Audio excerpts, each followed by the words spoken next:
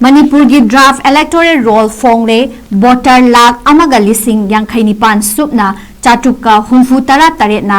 enumeration apply Tourakkhre Election Commission of India gi mityeng makhada Manipur da electoral pangthokpagi manungchana ahanba oina enumeration phase gi thabak mamang thagi kunipan da loikraba matungda state asigi draft electoral roll ngasi Phongre Manipur gi draft electoral roll Phongbaga mari lainana lamphel pat laiba chief electoral officer Manipur gi office ta pangthokiba paugi mifamda CEO Arun Kumar Singhana hai Manipur gi akpunba voter lakun lising marifutara humdoi shupna humfutara taruk layambagi manungda chada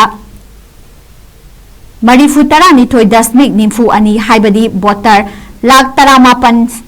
lising kuntra mari supna kuntraga chahunga marifutara mapanna makhoigi maming sing electoral roll da amuk hanna yaunabagi damak enumeration form sing thagalakhi lemhauriba chada tare dasmik yankainipan haibadi voter lak amaga lising yankainipan supna chatukka marifutara tareti enumeration phase asigi manungda electoral roll da yaunabagi damak form sing thagalaktre haina phongdoki mahana makha tana hai enumeration form thagalakidaba singi manungda laikhidraba voter lising nimfu humdoi rom yauki Manipur dagi mapanda matam chuppagi oina hongkraba voter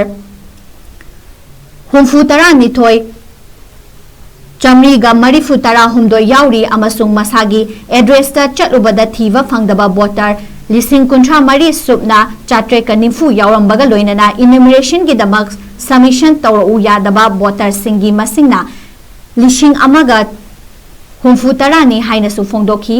CEO na makha tana high draft electoral ngasi Phongre adubu masida yahodaba singdi ngasidagi hauraga mathang thagi mari fawbada mari lainaba singna wakalakpa yagani wakat asigi manung chanam mami matha onthokpa constituency hongdopana chingba tauba yagani haiki masigi matungda September 3 ing lising aniga kuntarukta Manipur ge final electoral roll Phonglagani haina su paumi singda phongdoki draft roll asida yauriba apunba voter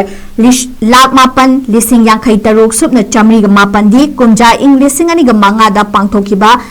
SIR yaukraba miyoi sing oiri atopa voter lakh mari ngapigani lakh nipan